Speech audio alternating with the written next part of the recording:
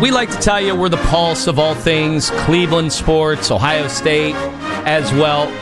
But now we really want you to tune in because we have somebody, a legend in the football world, the college football world, national championship coach at Ohio State, twice at Florida, and now he's one of the best analysts in all of college football. Surprise, surprise, right? Who would have thunk it? Urban Meyer joins us right now on the Fan Hotline to talk about Ohio State and so much more in the world of football. How are you, Coach? Thank you for joining us this morning. And we are live, by the way, 7:22 here on a Thursday. Yeah, we want to make sure. Recording it. Yes. Coach, welcome to the show. How are you? Well, I'm glad you cleared that up, that it's live, and it's great to be with you guys. And I was just back in the land several weeks ago, played at Barrington Golf Course at a Folds of Honor event, and then went down to the Flats at another event for Folds of Honor. And, every time I go back, I realize, I'm so proud to be from Northeast Ohio and how beautiful it is, especially in the summer. Winter can bite you a little bit, but summer's fantastic. Well, we always expect Ohio State coaches to be in Northeast Ohio. We always were kind of competitive with Columbus and Cincinnati in terms of high school football talent, but Northeast Ohio served you well, right, Coach? I would actually get a little upset sometimes. I remember when I was at Florida and we played Ohio State in '06, and I'm from Ashtabula, Ohio, and I've been to, someone counted one time, close to 1,000 high schools in my career recruiting, and I had it all, man. I had a great talent, great coaches, great high school, a great family, and I am so blessed to grow up in Northeast Ohio. I still call it home. I wish I could get back more often, but I try to get back at least once a year. And the new college football way that they do things with the college football playoff, Coach, is it almost impossible to repeat as national champions where the teams are not as deep as they used to be? Everybody's gunning for Ohio State. Now you have a new quarterback. I mean, this is a very tall order for Julian Sayin, Ryan Day, and the Buckeyes. Yeah, one time I did a little study because, we had in '09, after we won in '08, we had most everybody back. And then in '14, our 15 team might have been even better as far as talent. And I remember I went to visit the Chicago Cubs. Joe Madden just won the championship in 2016 in Major League Baseball. And we sat in his office, and he was a mess, and I'm sitting there talking to him, and he said, "You realize how hard it is to repeat?" And he threw some stats at me, and I don't have those in front of me, but I don't want to say it's impossible, but it's really hard. Everybody's gunning for you. I got a lot of confidence. So the way the Ryan Day and the Buckeyes have recruited, I don't know if I've witnessed that in modern history. The talent, especially what Brian Hartline brings into that receiver room, it's one after the other. So to answer your question, it's a tall task, but I know what I'm pulling for. Coach Urban Meyer joining us, of course, big noon kickoff, and Ohio State's got a huge game to start out the season, and they have a new quarterback. Julian Sayin is going to be the signal caller. What have you heard? What have you seen when it comes to him? Obviously committed to Alabama. When Nick Saban leaves the program, he decides to leave, and he comes to Ohio State. Is that a guy that can help Ohio State defend the national championship? Yeah, the quarterback's best friend is the offensive line, and I'm hearing, we lost 4 or 5 starters, but it's the deepest offensive line that they've had in years. And then obviously you got a Purdue transfer, the tight end, you got the best player in college football, and then on the other side you got Ennis and you got Carnell Tate. So Julian Sayin is, from the day he transferred, I started hearing about him. I stood next to him a couple of times. He's not real big, 6'1", but they say it's magic when it comes out of his hand. The ball comes out of his hand. He's got great accuracy. He's got great feel for the game, and he also can extend the play, which we know how important that is. So a lot of pressure on him, but the best thing that Julian Sayin has is that group of players around him. Boy, I thought, Coach, one of your strengths through the years at Florida and Ohio State, you knew there'd be attrition in the coaching room, and you saw that with Ryan Day losing coordinators. How difficult is that to be able to continue your message but do it with different coaches? Because people forget this, you're coaching the coaches from time to time. Yeah, that drove me out of my mind, to be honest with you. We started losing every 2 years. I would lose, and I would mandate our coordinators stay for 2 years, but they all became head coaches. And so I started the co-coordinator routine, where I would have a coordinator and a co-coordinator, and I would anticipate one would leave, and I'd try to get the next one ready, because at a place, when you're doing well, you feel like you have the systems in place that you want. You don't want to have radical change. You want to keep it going. Now, you do want to improve. When I hired Ryan Day, we just had a great run, but I wanted to enhance our throw game, and he did that. But we didn't change. It bothers me when I hear people say, well, it's Brian Hartline's offense or it's Chip Kelly's offense. No. It's Ohio State's offense. And same thing on defense. That's not Matt Patricia's defense. That's the Buckeye defense. And I would always mandate that throughout and I know Ryan does the same thing, Coach Day does the same thing, that, it's not some individual changing things. Now, they make it better, that's their job, but you don't need a big transition after you win a national championship. How did you get guys at Florida, and especially Ohio State with the Michigan game, how did you get guys from all over the country who might be being told by the third uncle and everybody who gets involved in their lives? What was it where you get them to take it personally, and they take everything personally? They end up hating Florida State and hating Miami and hating Michigan. How do you tap into that? That was something I experienced during the 10-year war with, I grew up in it, and I just was always mesmerized by, I didn't say lack of respect, but certainly hatred. I think that's the fine line that I love about the rivalry. The game is, yes, there's hatred, but deep down there's immense respect. At least there was. I think there still is now. That, I talked about this the other day, that how do you show respect to a team? You work every day to beat that team. You give great respect to the players because they're great players, to the coaching staff and the fan base, the school, et cetera. And once again, dislike, you have to capitalize that and underline it, but respect, you have to also respect them. So we would brainwash the players. I don't think there's any other way to say that. We would have constant documentaries flowing through the facility every quarter of the year. For example, in the off season, we always had the Wolverine Day and Beat the Team Up North Day. During spring practice, once a week, I would always have a Beat the Team Up North Day in practice, and it just never leaves you.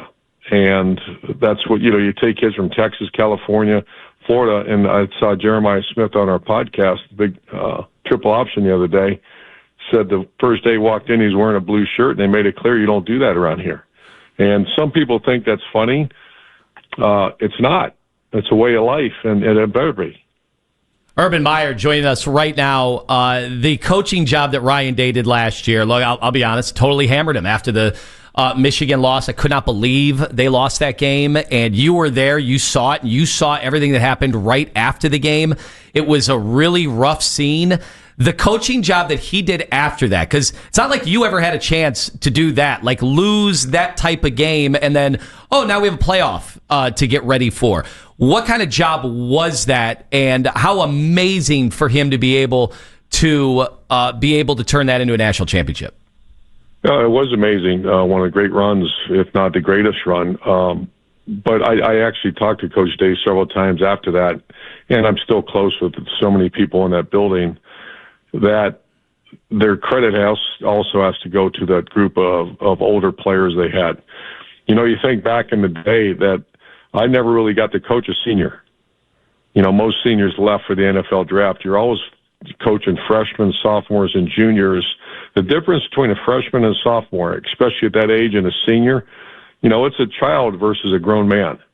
You get to coach grown men in that locker room and have men-to-men, man-to-man conversations, which they had. I still can't wait to someday when the book comes out about what happened in that meeting, because there was a decision made. And you can say the head coach, which he did a wonderful job, but that head coaches don't make decisions like that. That's a player-led decision. And we all witnessed it. And so The Wolverines had it the year before, a very veteran team. The Buckeyes followed suit last year with a very veteran team. And the one team of the Big Ten now this year that kind of has that is Penn State. So I'm anxious to see. There's a huge difference between coaching a room full of seniors and young players. I saw you made some headlines discussing the punishment the NCAA handed down for the Wolverines. In the end, obviously, it's not the same old NCAA that you encountered or Jim Tressel encountered. Is this the way it needs to be going forward, or do you think they missed the mark?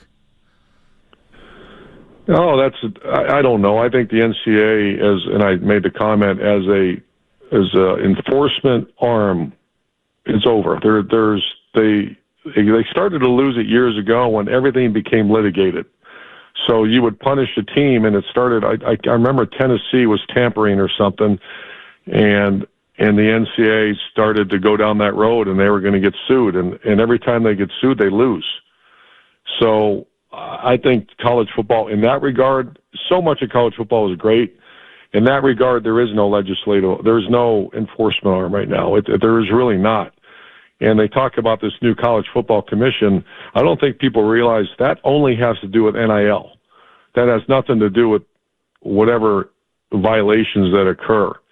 The biggest issue that I had with the Wolverines is the fact when I started, because I was the one guy that kept saying that I don't believe that, I have a hard time believing the media right now because I'm not sure that's true because I've seen the media report wrong things over and over again, that about so many people went to other games. A guy dressed up as a coach of another program and watched the signals, and I started reading that. And then the most alarming thing, guys, was when they said that they did not follow rules in the facility. They rebuked, dismissed, and did not even listen to the compliance guys. My understanding is the head coach never even met with the NCAA. He refused to. I don't know how that happens. How do you meet? What do you mean you don't meet with the investigators and you just tell your staff not to meet with them? Those are the things that caught my eye that were like, wait a minute now. How does it? I don't know if that's really ever happened. Urban Meyer joining us on the show, three-time national champ, College Football Hall of Famer, Triple Option podcast host with Mark Ingram and Rob Stone joining us right now on the Fan Hotline. As far as regulation goes, do you have a plan? Would you have a plan as far as regulation and NIL? Yeah, there is set, and I started reading about it when it all came to fruition. I still have no idea how you're going to put the guardrails, or the term you use, regulate it. I think the air is out of the balloon, and I really don't understand how you're going to do that. And the problem I have, college football is great. It's never been better product on the field to fan support. I don't want to bash college football because it's never been better. It's just, I'm so old school about education, about life after football, about preparing these players for the next 40 years of their life so they can be great citizens, husbands and fathers and all the things that that's kind of what Ohio State has always stood for. And I'm not saying it doesn't now, but whenever you talk about college football now, it's who has the most donor money. And to me, I don't know. I still, that doesn't sit right with me. Coach, when we here in Cleveland are talking about quarterbacks, seems to always be on the mind. We have somebody in town that I drew a comparison to Tim Tebow about, and that was because of the fan base they brought with them that transcended football, and that's Shedeur Sanders. And not comparing the way they play, but what they come with. They have a brand. Tim Tebow had a brand. Obviously, you coached Tim Tebow. What are you seeing with Shedeur Sanders? And do you think Shedeur Sanders has what it takes to be a starting NFL quarterback? I loved watching him. We covered at Big Noon. We covered him. We were there for Deion's, I think, first 3 games, and he turned around a program that was a train wreck. And you don't do that without Shedeur Sanders. I got to go behind the scenes and watch his coach or his father and coach. And, a lot of times we all get uncomfortable with maybe the flash and the posse and the watches, et cetera, et cetera. But I know what I saw. I saw a player that can get out of trouble, lead a team, has really all the skill set to be successful. He took just a god-awful program, and they turned it around. And so I think there's a lot of substance there. the issue that I remember Tim had, and a GM told me this one time, is that if you're a backup quarterback, and whether you bring it on yourself or it's just because Tim tried not to bring it on himself, it just happened. As a backup quarterback, they don't want all the media attention on that one player. All coaches want, team, no distraction. So I'm not there in Cleveland. But if you're asking the question, can he do it? I don't think there's any doubt he can do it. It all depends on what's around him. But if you're talking about a skill set, great leadership, a quality person that I really enjoyed watching, I'm a Shedeur Sanders fan. You and Jim Harbaugh kind of made it Woody and Bo all over again with the rivalry, the 10-year war. I mean, you mentioned that you grew up in the 10-year war. Woody and Bo would often talk. Do you speak much to Jim Harbaugh now, or would you guys meet? Would you guys ever sit down? We always got along fine during our time. We didn't spend a lot of time together. I knew his brother and know his father, and so great respect for that family. But no, we don't. I don't think I think did a couple of Dick Vitale event here in Florida once, and I love that. I gotta say, this is great. That's great. Great. Never talk to him. I love it. It's better. It's better that way. That in our minds, Ohio State, I'm an alum. That's better that way. It's just perfect. Okay. It makes it better. Hey, Coach, I'm just started watching the Dallas Cowboy documentary, and I'm seeing Jimmy Johnson and how the players are talking about how much they absolutely hated him at times, and then obviously they end up becoming a dynasty, and then what are you going to say? But so much of what I am seeing with Jimmy Johnson, I know to a different extent because it was a generation later. I saw it with you in the way that you coached and walked around, different campuses. There are different styles of leadership. Did you model anything after a coach like Jimmy Johnson and someone who, you got a chance to coach in the NFL? He obviously coached in college in the NFL and did it at the highest levels. Yeah, well, I grew up in the Woody Hayes, Bo Schembechler world, and that was what I knew. And I also grew up in a military family, and one of my greatest, and I still support our military. I tried to run it like special ops, like Navy SEALs and Army Rangers, and I wanted it to be the elite of the elite. And, I tried to make everything so you had to make a commitment to be there. There's nothing worse to being part of something where there's half-ass commitment.